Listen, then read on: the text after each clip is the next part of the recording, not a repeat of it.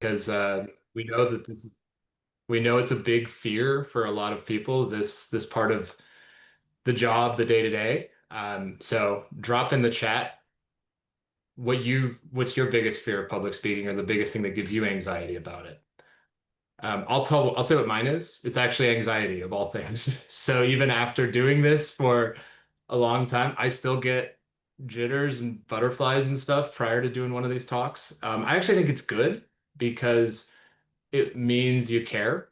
It's like I think when these things become too easy, then it actually sometimes you don't care as much about them. But let's see what we've got in the chat. Yeah, I love that. Yeah, for me, I sometimes like usually everything's under control, and then occasionally I still kind of have that speed up of my body, and I'm like, all right, I'm breathing a little too quickly and I'm talking a little too quickly. Yeah, And how did I get through half of my presentation and there's still all this time left? yeah. I see Barry said, "Don't have fear."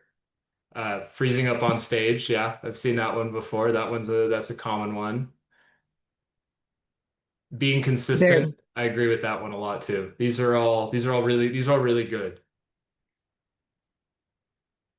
Jasmine, curious, tell me more about your direct approach and how does it make people feel like you're unapproachable? If you don't mind. I'm just curious. Oh, okay. They think you're mean. I'm a New Yorker. I feel like I get the same thing from people. Makes We're sense. not, Yeah, I we're mean, not. yeah. Forgetting what you have to say. That's a big one. Not being succinct. Okay, these are all really good. I think these will all flow into a lot of what we're going to talk about today. So we're going to spend the next 45 minutes. We're going to try to leave a decent amount of time at the end, 10-ish minutes for questions.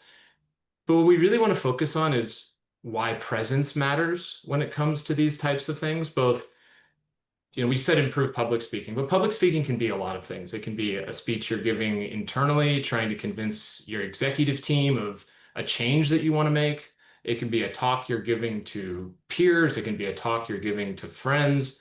It can be a wedding speech, honestly. But in all of them, presence is a really key part of it. We of course focus mostly on the work side, but I actually think a lot of what we're going to talk about can apply to any speech you're trying to give at any moment. And the biggest thing is, I don't think it's about polish. I'll talk about this later. Sometimes you see speakers who are so polished and they're so perfect that it's easy to like disconnect from what they're saying because you're like, this is like a robotic type of thing. But what it's really about is, are you clear? Are you connecting? Are you vulnerable? Are you working with your audience to really connect with them where they are versus where you are? And that's a lot of what we spend some time on today, is thinking about how you can get there. So just quickly, who are Elena and I? So I'm Barron.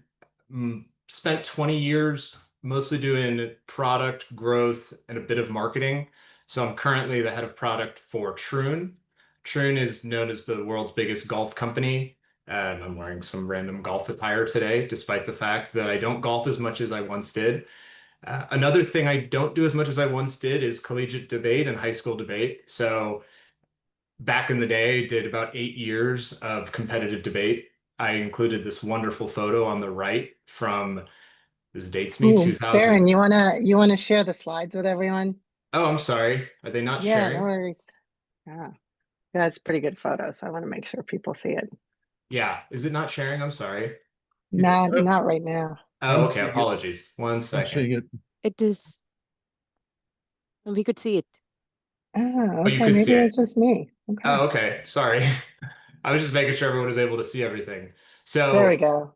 yeah, sorry about that. J- So yeah, I spent about 8 years doing competitive debate, and there were some things that we learned from that that are highly useful to being, profession in a professional capacity, but I think the other big thing was just like a lot of repetition. A lot of those skills that I gained through that are things that have helped me throughout my professional career, which we'll talk about today.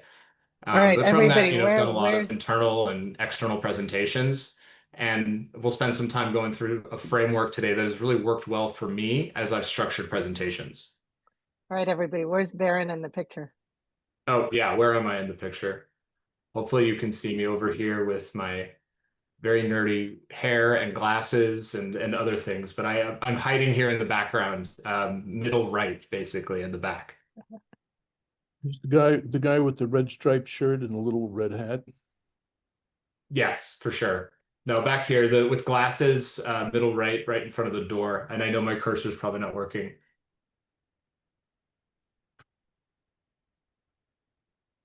Elena And has a hey, much better everybody. photo than I do, to be clear. Well, but it's less fun. I need to put more people in there, so it becomes a game too. Yeah. So hi everyone. I'm Elena Luneva, and I have the unfortunate cold this week, so I sound like this. So I apologize.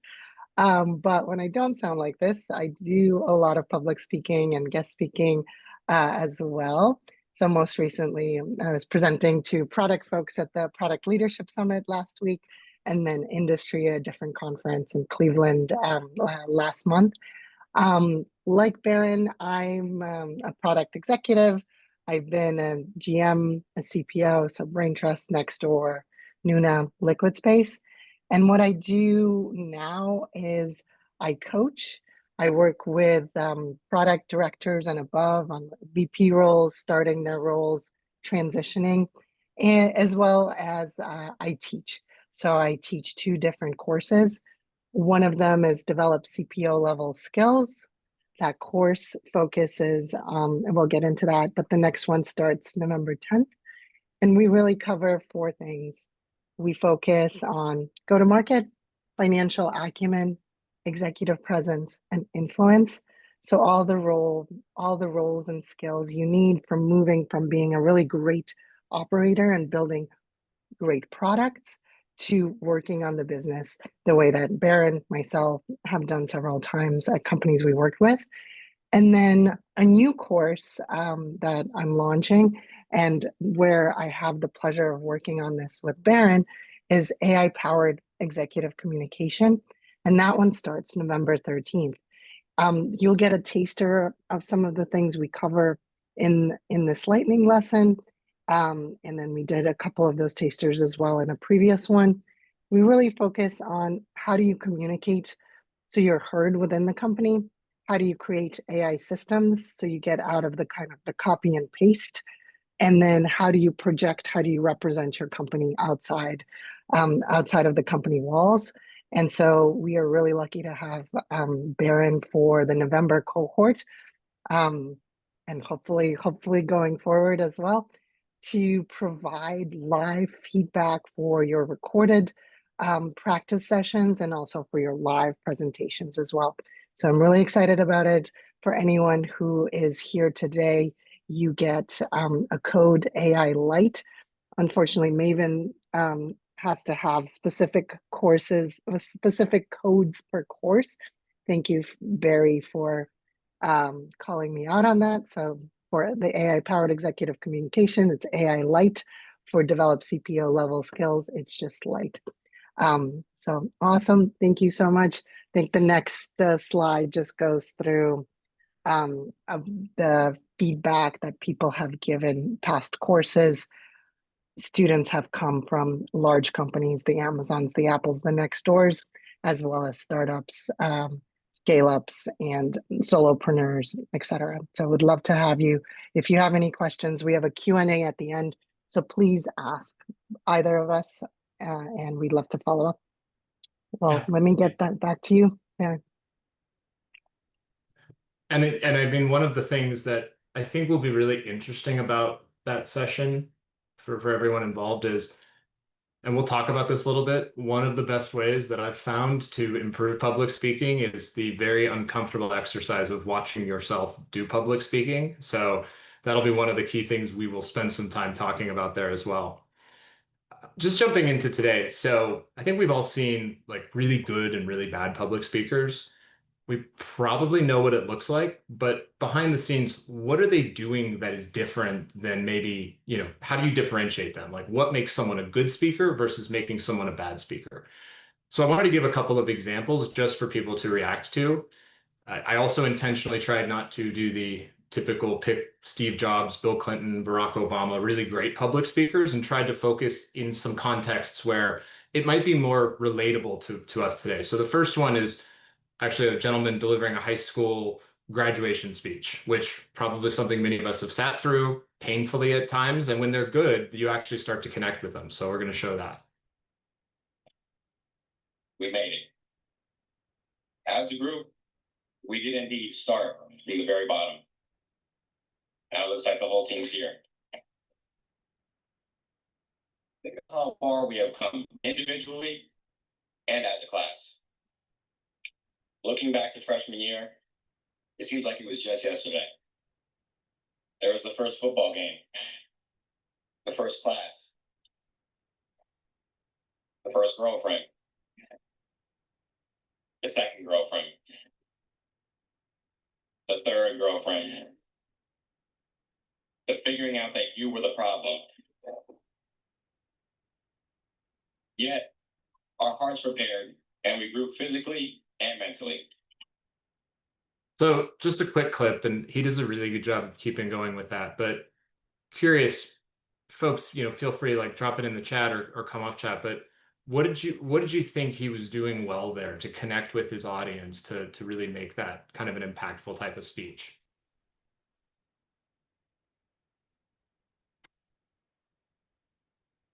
I agree. Vulnerability is a really good one. Shared experience, exactly.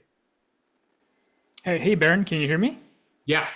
Hey, perfect. Hey, pleasure to meet you. Yeah, concerning your question, I think he used the word we quite often, so it's really inclusive.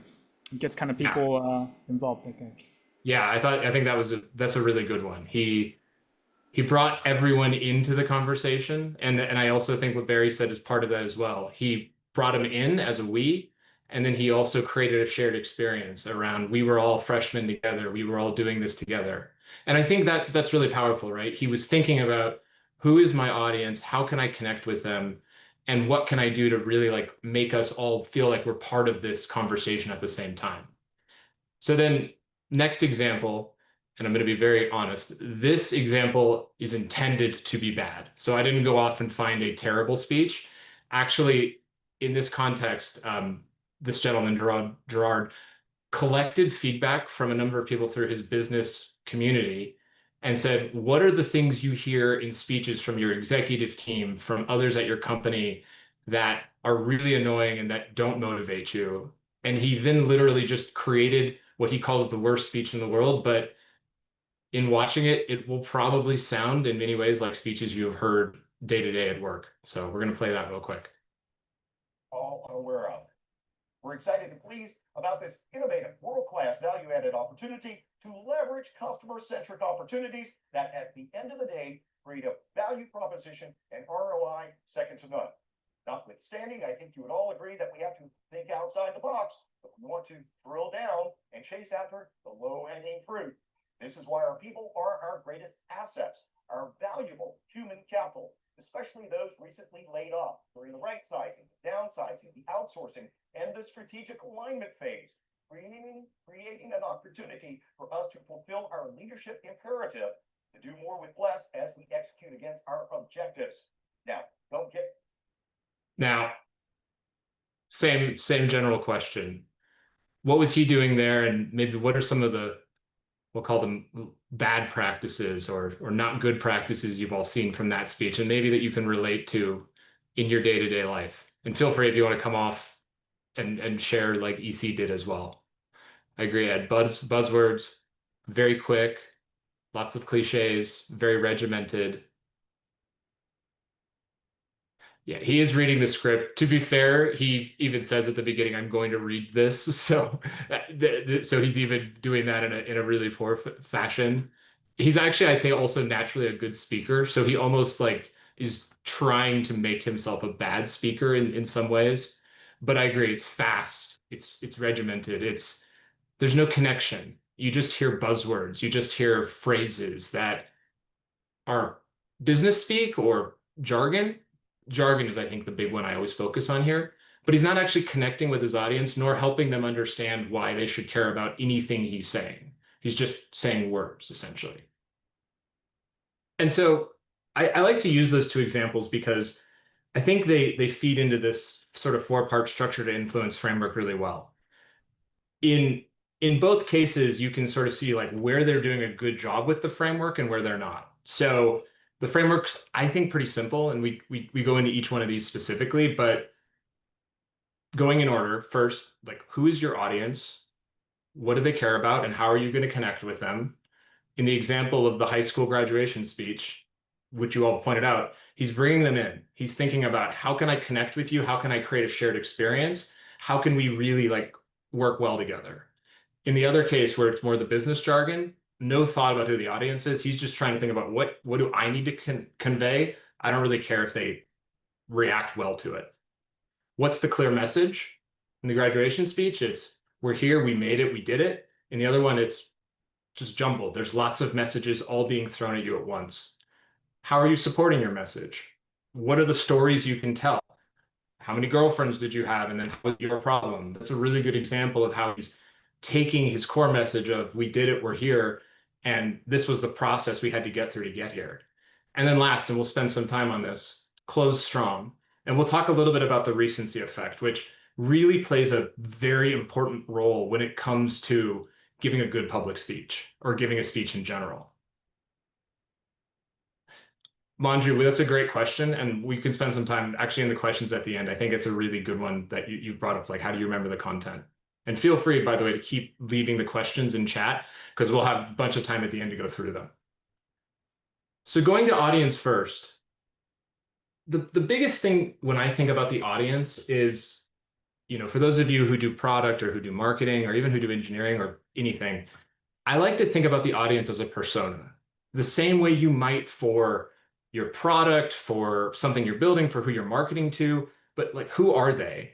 If it's your high school class, what do they care about? They're excited about what's happening next in their lives. They're excited about what's going to happen. They're excited about probably the party that's happening that night. If it's your executive team, they care about how are you going to improve the business? What are the core strategic initiatives that you're driving? And what are you trying to convince them of that you want to do from a business perspective? And one of the ways that I like to think about this is, you know, when I'm thinking about preparing a presentation, I also like to think about what's the level my audience is at. So a good example, when I worked at Naspers, we would go to different portfolio companies within the company. And one of the jobs that I had was trying to help them understand the value of building a growth team within their organization. Different companies had very different knowledge of what a growth team was. Some, you know, oftentimes based on geography, would have just not had a lot of experience. They were farther away from Silicon Valley. They didn't sort of see the growth world changing. Others may have had much more understanding of it, but just hadn't been able to implement it yet. And when I was building those presentations, I had to be very clear with some like, hey, you know what a growth team is. I don't need to explain it to you. With others, knowing the audience really tailored the message that I was trying to give to them.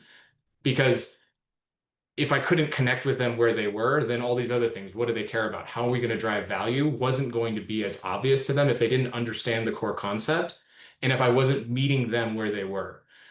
The word I'd like to throw out here a lot is empathy. Think about where your audience is, not where you are. You're the expert that they're bringing in to explain something to them. If you talk about it in expert terms the whole time, they're going to walk away saying like, well, I don't get any of that and none of it made sense. So really try to focus on how are they going to get there? How are you going to connect with them? What are they trying to get out of your presentation? From that, what you're really focusing on is what's your one clear message? Like, what's the thing that you want them to walk away with?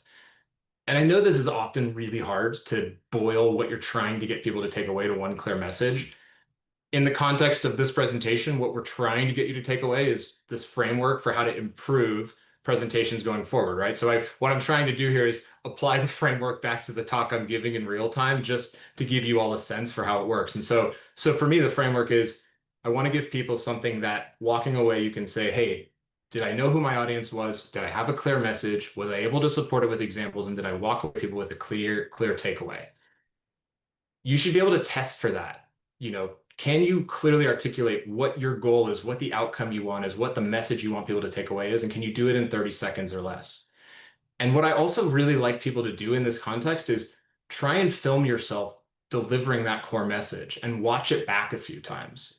If you watch yourself delivering it and you say, hey, I don't really think they're going to get it, or it took me 2 minutes to explain what my goal was, that's probably a really good indication that going back and rethinking it and trying to be better at connecting it is a really important opportunity. Also, there's a lot of opportunities both from peers. Elena and I certainly gave each other a lot of feedback on it, mostly her giving me feedback on this presentation today was really helpful. But then also using AI tools like Udly and others, there's more and more of these tools out there where you can literally film yourself on camera, upload it, and it'll say, your hand motions were good, this point wasn't resonating, here's some other opportunities. And I think the more and more of that you can leverage, it's just going to improve and make you better. What it'll also help with is a few key things. One, it'll help you look for opportunities where you're too complex. That's why we have this kind of 30-second rule for the elevator pitch. If you can't pitch it in 30 seconds, it's probably a complex concept and it's probably going to have a lot of jargon. Try to make it very clean and clear. And also make it something that's repeatable. That's why we're using a framework in this context. That's also why when I go back to the growth presentation I was talking about for NASPERS, I very much focused on the benefits of a growth team, how that growth team could help with their KPIs, how it could benefit them as a company, and circling back to say, here's what I've seen from talking to you, here's how I think we can help you, here's some of the things you can take away. Make it clear for them how they can repeat this and what they can use it for within their day-to-day and their work lives. One of the other things that I think is actually really good to do here, and hopefully, Elena, it switched tabs, I assume, right? Yep, see it. Perfect. This is another really good opportunity where you can actually use LLMs for what types of things you think they're going to have feedback on. So here's a good example. I said, can you take this presentation I'm doing to about 200 people and help me think about some of the questions that they might be asking me? What are some of the areas that, based on my core message or other opportunities, that they might be coming to me with? And then use that to really think about where is the complexity? How can I boil it down? And how can I improve on this stuff going forward as well? Next, really after you've done and you feel like you've got a clear and concise message, think about your supporting points. And I know this is starting to sound like I'm structuring a college essay, and that's a little bit by design. But what I'm really trying to get to is if it's about clarity from audience to what your point you're trying to make is to how you can support it so they understand that there's some actual validation to it. And so what I often do when I'm at this stage is I think about, okay, what's a brainstorm of maybe 8 to 10 different points I could use to back up my core point, my core construct. But then I try to boil it down to like, what are the critical 2 to 3? The reasons for that are a few. We talked on the previous slide about retention. If I tried to give you guys 8 to 10 points from this course, from this lightning lesson, you're not going to remember 8 to 10.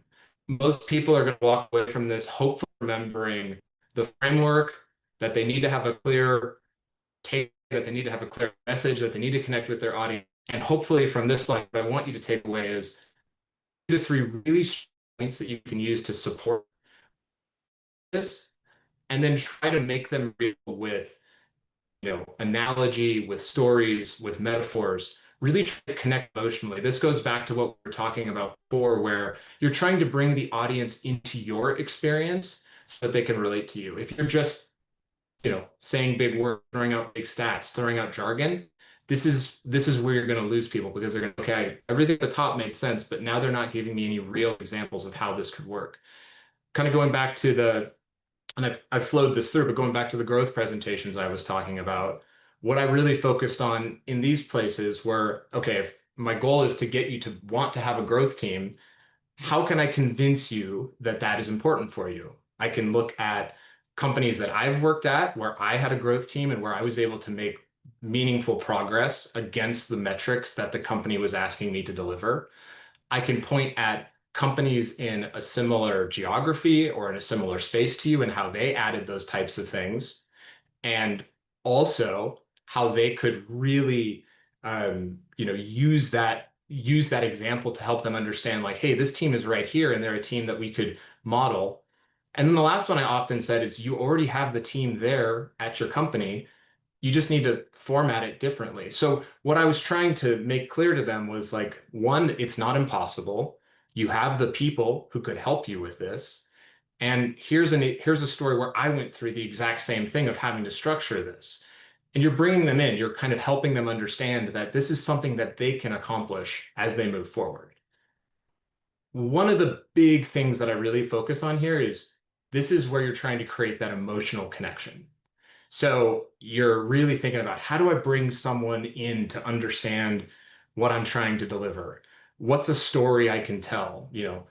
Why at the top of this presentation do I admit that I have anxiety about presentations? Because I think everyone does. And I think that's an important thing, is to bring people in, help them understand that, like, I'm not showing up here practicing this 500,000 times in front of a mirror with a perfectly polished set of, I'm going to do this from memory. We're all here, we're all anxious, we all are really, really busy.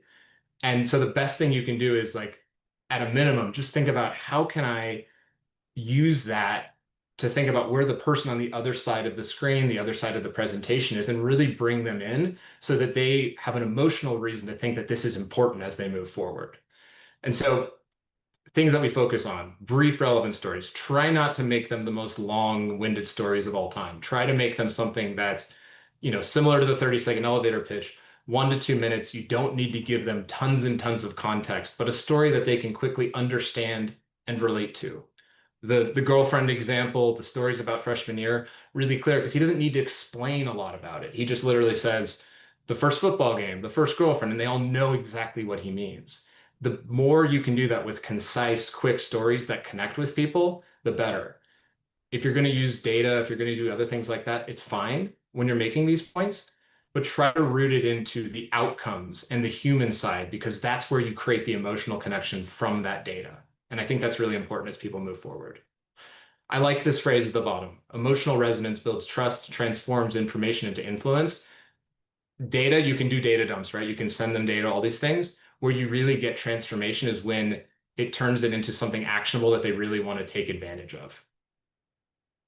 And then last, and again, this is one that I've seen screwed up quite a lot, is you can have the greatest presentation for the first 40 minutes. And if you close really weakly, if you just say okay, I hope that was great, any questions, kind of at the end of it, you're leaving people with sort of this impression of, well, it was really good, and then it kind of just ended, and I didn't really know what I was supposed to do next, right? You need to give people a clear call to action, or at least a clear takeaway, something that they can use from the presentation that they can apply to their day-to-day. And again, this goes back to the audience. What is the audience trying to achieve?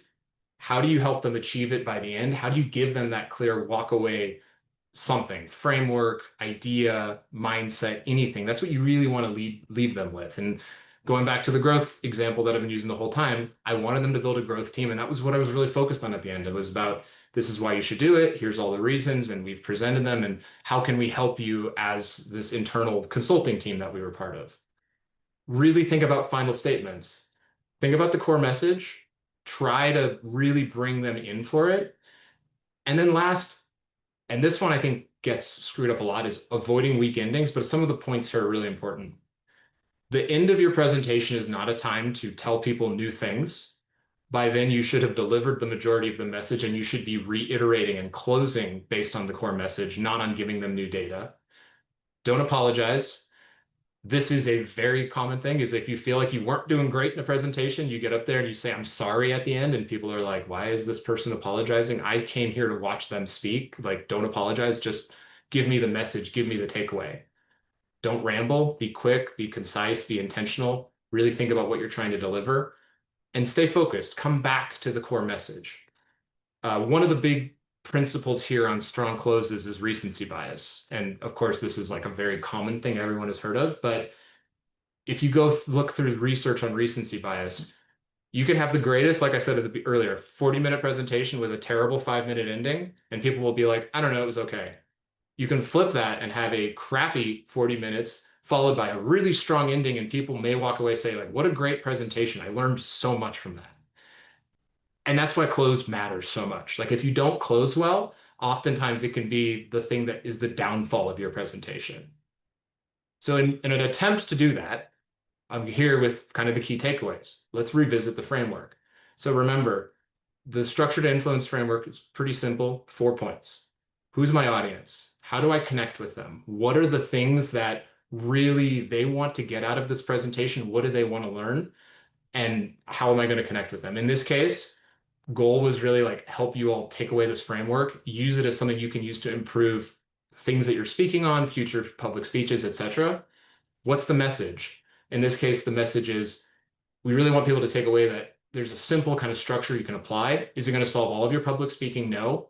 But it's at least a framework you can use to better structure these speeches or these talks or different things like that as you move forward. How do you support it? And how do you make it personal? Like, how do you become vulnerable is a key part of this as well. And then close strong. Go back to the takeaways, go back to the framework, make it very clear to people what you want them to walk away with from the talk, from the presentation. I talked about this a bit at the beginning, but your presence and your public speaking isn't perfect. Like, you should not strive for perfection. I actually think perfection creates a lack of vulnerability. It creates a sense from people that, like, I'm not really sure if this person is perfect. It creates a sense of, or I'm sorry, I think this person's too perfect. They're hiding something. People connect when you're vulnerable with them, when you tell them the stories, when you help them understand that stuff does go wrong all the time and that you are anxious. I like this as well. Great leaders don't perform, they connect. The best, I mean, think of the best executive you've ever worked with. Usually they're the person who had the most empathy and who could connect with their audience. It's not usually the best strategist or the best operator. People remember those like great connectors in companies, and they remember them because they were the people who they thought were emotionally resonant, not necessarily the greatest metric driver or the greatest operational person. And I think that's really important. So the only commitment we ask from you all is, how could you take this framework and change one thing in the next presentation or the next speech that you're giving? Could you apply the framework to get a better, crisp message, a better takeaway? Or even if your takeaway is, I'm going to use some LLMs to improve my structure and my takeaway, that works as well. But the goal is really figure out how you can better connect, how you can better identify your audience, and how you can improve going forward. And with that, that was the framework we wanted to walk everyone through, and we wanted to leave a bit of time at the end for questions about public speaking, between myself and Elena. So happy we've got about 11 minutes left. If there's questions that came from this, or if people have other examples or stories they'd like to bring up, we've got a little bit of time to do that as well. And actually, one other thing I'll say, feedback too. If it's like, hey, Yeah. this all made sense or it didn't, like, that's another thing that I always say to people is, I'm giving a speech on public speaking, and if you all are like, that made no sense, that's great feedback that, hey, like, that's an opportunity for us to improve too. So I'll stop there. Sorry. Not at all. Like, if there's anyone that wants to go before me, go Yeah, ahead. Yeah. Manju, do you want to say your question? Because I think you had a meeting or needed to run. And if not, we'll turn it over to EC. So my question, yeah, I just heard that my 9:30 was canceled, so this is great. I can stay back and listen in. My question was, when you prepare, you kind of write it, keep it succinct, and when you worry about, okay, what was that sentence like? You are trying to keep it as close to what you've written, right? How do you work around that? So it's not necessarily the nervousness part of it. This is how my brain is, and I cannot remember or recite things, right? So it won't be as succinct is my worry if I'm, more doing it more extempore. So. Yeah, I mean, this is where I probably lean into the uncomfortable exercise of, so there's two examples. One, the uncomfortable exercise of filming and watching yourself is important there, because that helps you identify those moments where maybe you go a bit off script, and then you can use that as a way to help try to refine it, is something that I've seen quite a lot.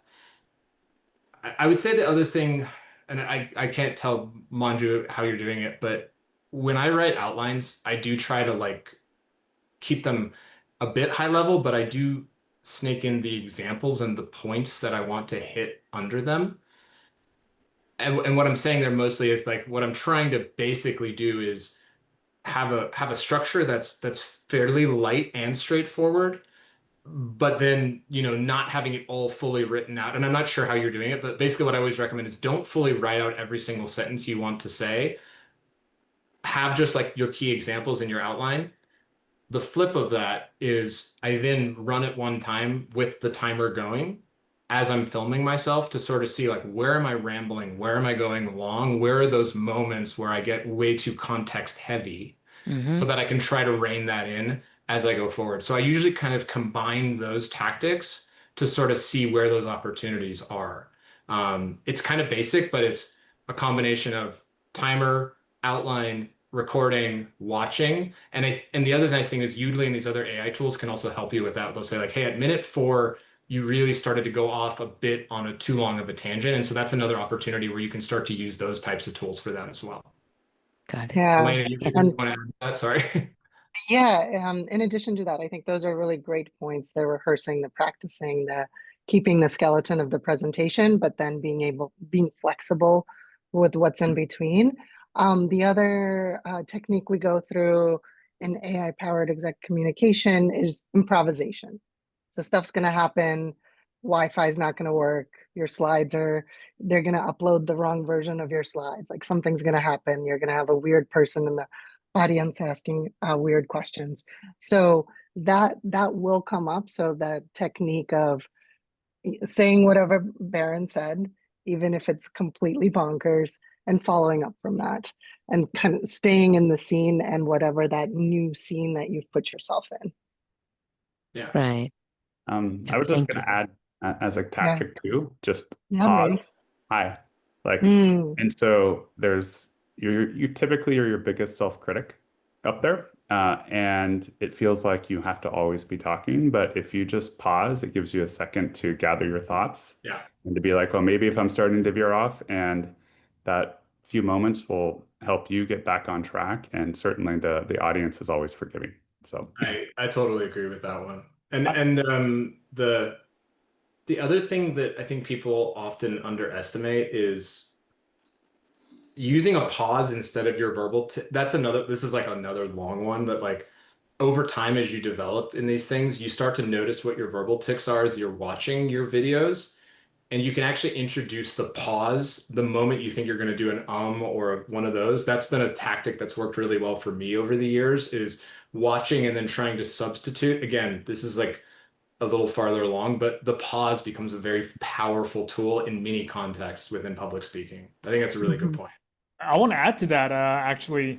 Again, great points by everyone. I know for me, I realized that the more I script, the worse it gets. Like, you know how Manju was mentioning, like, when they have like all these points that they want to get through, but sometimes when you're in the presentation, it's kind of hard to, locate it or kind of, keep the, the right or complete framework.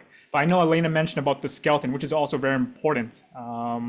Like, you want to make sure you practice, as Barron said. It's so true that I don't think I was applying beforehand. It's a rewatch. If you kind of present, if you essentially, present, practice your speech or whatnot, if you rewatch how you did, you actually get to pinpoint, your flaws or your shortcomings. So those things, help me a lot as I'm progressing through this curriculum.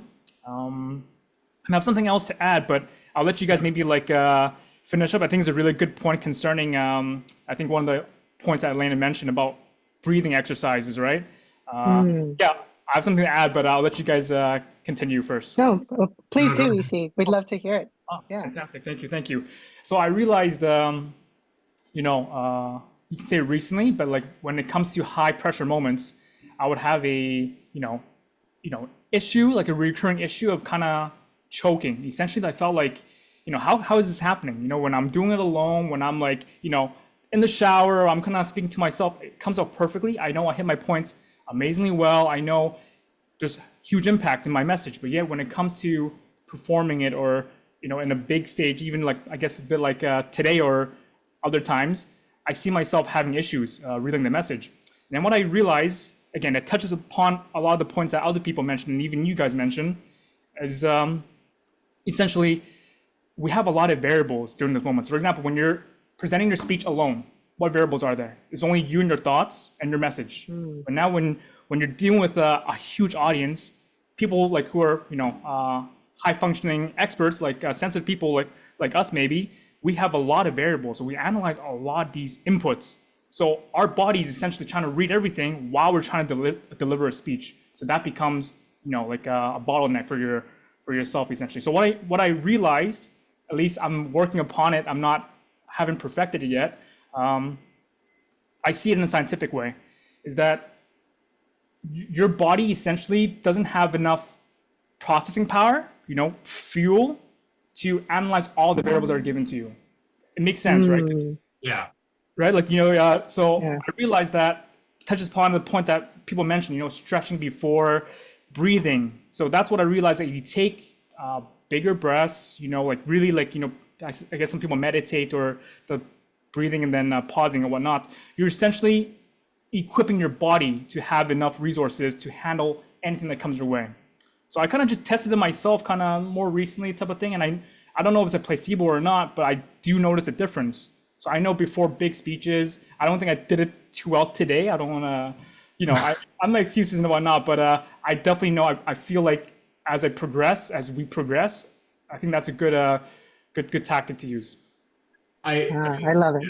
I like it too. I mean, one thing I'd say, and this is good feedback actually, is with my original presentation, I think I had more frameworks than we could possibly get through in 40 minutes. And good feedback from Elena was, this is too much. Let's break it down into a more simple framework so that people Seriously, can Barron, you weren't using your 3 points. I was like, come on, there's like 12 in here. No, I know. You're right. It was totally right. And I say that because I think to your point, you see, it's like that would have been too much for people to probably process in the moment. And I wouldn't have probably been able to hold it together as well going through that. And so I think it's actually a good point. And it's also, one of the other things is you can focus on where your eyes are, where your hands are, where your body is. If you try to do it all at once, it's like learning a sport, right? You're never going to be able to focus on all of the details. So that's why I always try to say, like, pick one that you're going to focus on. Manju, I pulled this up just because I thought it was useful, maybe for people to see, but like, I just want people to see like what my prep looked like going into this. So I practiced this morning using an AI note taker. I took the transcript, I dropped it in, and I said, okay, what's my summary of the presentation? And this is literally the outline I worked off of. I did it pretty much impromptu the first time, built the outline, then did it again, and then saw if it matched the outline, right? And like, to your point, there was no big, well-written, perfect thing there, but it gave me a sense of where the talking points were, what some of the opportunities were, essentially. So just want you all to see, like, in real time, like, this is the stuff that I use. There's no magic. It's the same tools we all have available to ourselves, basically. Yeah. So is this creating a kind of summary or a takeaway point per slide? Is that what you're doing here? Basically, all I did, this is a very long transcript, and all I said was, please summarize my transcript from my practice presentation. I dropped the entire transcript in, and it went basically and just built it slide by slide. But that was another really good practice technique where I've recorded myself using Crisp, use your favorite note taker. It doesn't even have to be a note taker, it just needs to be a transcription.